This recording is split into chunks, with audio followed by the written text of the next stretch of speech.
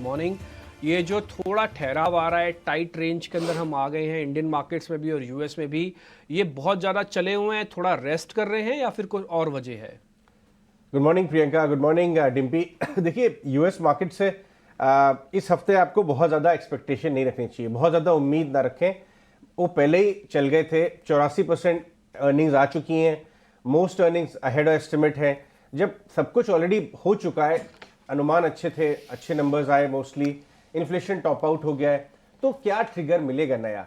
US market एक हफ्ते की नई शुरुआत तो कर रहा है, लेकिन एक लय जो है वो पिछले हफ्ते ही बिठा चुका है, वो है टॉपिंग आउट का। तो नियर टर्म में साइडवेज टू टॉप आउट, हाँ आप बोल सकते हैं कि इस हफ्ते जुलाई का कंज्यूमर इन्फ्लेशन का डेटा आएगा, उस पर नजर रहेगी जी, बिल्कुल रहेगी।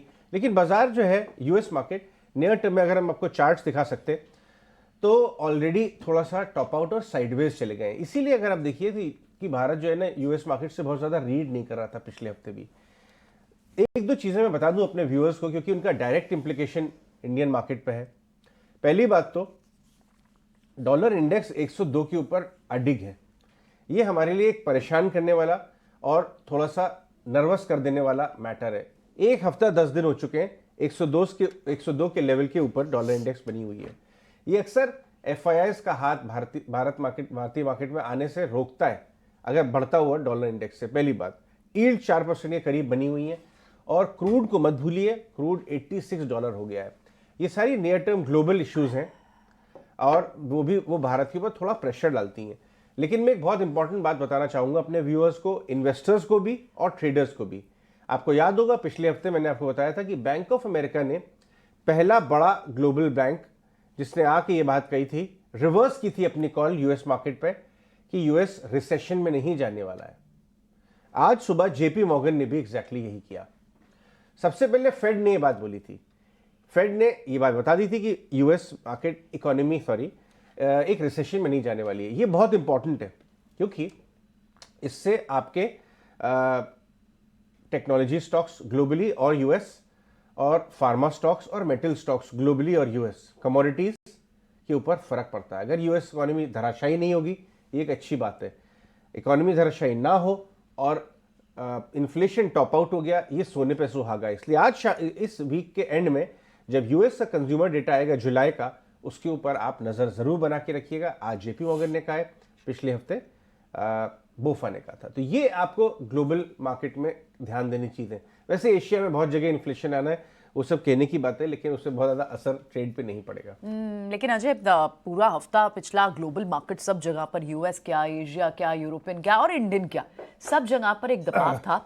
लेकिन शुक्रवार को जो एक दो बातें जो अच्छी भी हुई, of course long short ratio आप देखें एफआईआईज की लगातार नीचे आ रही है, लेकिन जो बड़े बैंक्स, जो बड़े हेवी वेट्स हैं, चाहे फॉर दैट मैटर रिलायंस हो, एचडीएफसी बैंक हो, उन्होंने लास्ट आवर में एक रिकवरी दी। तो आपको थोड़ा सा एक बार के लिए लगता है कि हेवी वेट शायद रिकवर हो रहे हैं, तो क्या हम श्रग ऑफ कर देंगे उस वीकनेस को? जी, आपने बहुत सही बात बोली। रिलायंस इंडस्ट्रीज फ्राइडे को तेजी करता हुआ नजर आया था, लेकिन ये समझ लीजिए ग्लोबल मार्केट्स में थोड़ा दबाव है और हमारे मार्केट्स भी बहुत ज्यादा रेंज में अटके हुए, भागे नहीं जा रहे हैं। 20,000 के पास जाके हम नीचे आए। आपको पता है पिछले हफ्ते का निफ्टी का लो क्या है? 19,300 के भी नीचे चला गया था, 297। हाँ, करेक्ट। तो नीचे की रेंज खुल गई, जो एक दिक्कत वाली बात है।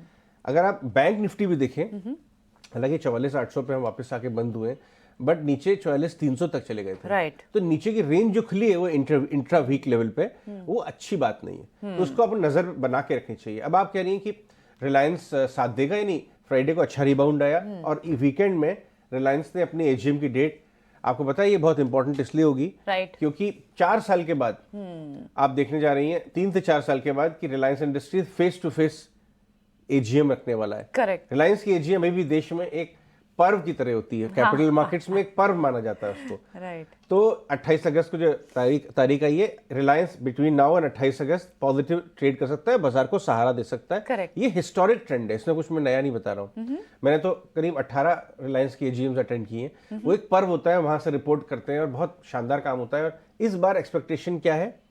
जियो फाइनेंशियल, रिटेल, दुनिया भर के हाइड्रोजन, ग्रीन हाइड्रोजन का रोड मैप, तो उस पर एक नजर रहेगी। लेकिन बैंक्स में जो है मुझे थोड़ा डाउट है। आपने प्रेशर बना हुआ है, करेक्ट। उसका रीजन है एसबीआई के नंबर्स डिसअपॉइंट किया, एक्चुअली स्ट्रीट डिसअपॉइंट नहीं किया है। मैं आपको बता दूं, नंबर बहुत धमाकेदार नहीं है, मतलब जैसे कहना वाव फैक्टर मिस हो, लेकिन नंबर अच्छा है, इसको आप डिसअपॉइंट मत कहिएगा। मैं बता दूं क्या है, आपकी तरह बाजार में भी एलिवेटेड एक्सपेक्टेशन थी श्योर।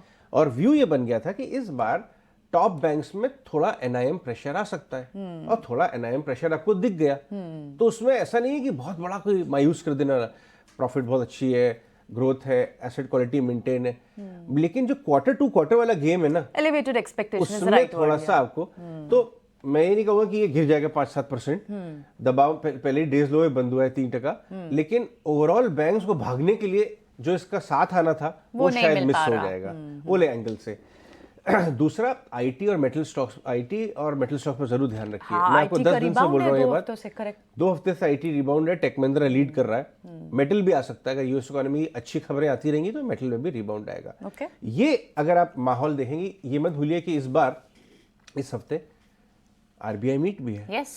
और आरबीआई से किसी को रेट कट की उम्मीद नहीं है, एक स्टेटस को की उम्मीद है। श्योर। लेकिन जो हमारे और आपके किचन का बजट बिगड़ गया है, हाँ। टमाटर और प्याज नहीं, टमाटर प्याज के भी धनिया नंबर आने वाला है, लेकिन 25 रुपए किलो मत बोलिए, प्याज को मत बदनाम नंबर करिए। आने वाला है। हाँ मैं कल 160 रुपए खरीद के लाया टमाटर, 200 है ना, तो बड़ी खुशी हो रही थी कि शायद डिस्काउंट कम मिल गया हुआ है। 20% नीचे, लेकिन ये मामला हावी रहेगा। हाँ। और कमेंट्री थोड़ी सी एमपीसी में भी आ सकता है कि ये फूड इन्फ्लेशन का असर, बट मोटा मोटा ग्रोथ के ऊपर ज्यादा ध्यान देगा बाजार। इन्फ्लेशन एक काबू वाला मैटर रह गया है कि ये काबू के अंदर आ चुका है, इसलिए आरबीआई कमेंट्री पर भी बाजार की जरूर नजर रहेगी। अर्निंग सीजन मोटा मोटा वाइंड अप ही हो रहे हैं।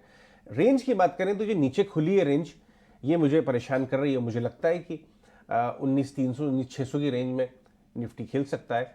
44,500 एक पिवट लेवल है, इस पर ध्यान रखिए। लेकिन इंट्रा वीक पिछले हफ्ते भी बैंक निफ्टी में दबाव देखा था, इसलिए इस बार भी ओपन है, ये देखिए 44,500 44,800 की रेंज बैंक निफ्टी में रह सकती है। लेकिन ये जो एक फैक्ट आपने भी टच अपॉन किया कि एफआईएस 70 प्लस वाला लॉन्ग शॉर्ट रेशो घट घट के 40% पे आ गया। 44 पे आ गया, 44:56, 50 के भी नीचे है।